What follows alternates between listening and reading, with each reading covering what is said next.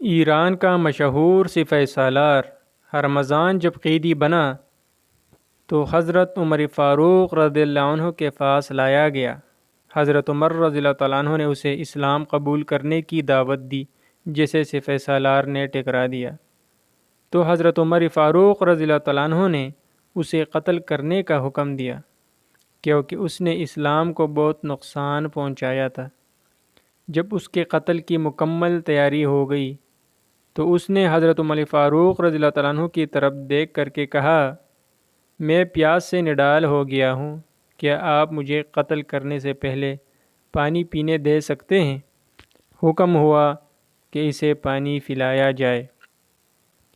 ہرمزان نے جب پانی کا پیالہ ہاتھ میں لیا تو عمر فاروق رضی اللہ تعالیٰ عنہ سے کہنے لگے، کہاں اس پانی کے پینے تک آپ مجھے قتل تو نہیں کریں گے؟ تو حضرت عمر فاروق رضی اللہ تعالیٰ عنہ نے فرمایا، جب تک تم پانی نہیں پیو گے تمہیں قتل نہیں کیا جائے گا۔ ہرمزان نے پانی کو فوراً گرا کر ضائع کر دیا اور کہا، امیر المؤمنین، دیکھیے آپ نے وعدہ کیا ہے، اسے پورا کرے۔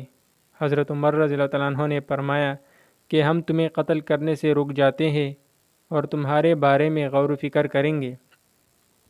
پھر جلاد کو حکم دیا گیا کہ تلوار کو ہٹا لو۔ جلاد کا تلوار ہٹتے ہی ہرمزان نے اشہد اللہ الہ الا اللہ و اشہد ان محمد الرسول اللہ بلند آواز سے پکارا۔ حضرت عمر فاروق رضی اللہ تعالیٰ عنہ نے فرمایا، تم نے اسلام قبول کیا، اچھی بات ہے، مگر تم یہ بتاؤ کہ جب ہم نے تم سے کہا کہ اسلام قبول کر لو تو تم نے اس وقت کیوں قبول نہیں کیا؟ تو اس نے کہا کہ اگر مجھے اس بات کا ڈر تھا کہ اگر میں اسلام قبول کروں گا تو میرے بارے میں کہا جائے گا کہ موت کے ڈر سے ہرمزان نے اسلام قبول کیا۔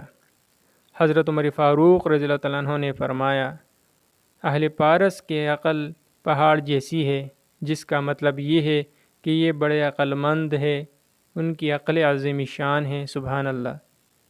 مزید ویڈیوز کے لیے ہمارا یہ چینل سبسکرائب کرے، شکریہ، مہربانی۔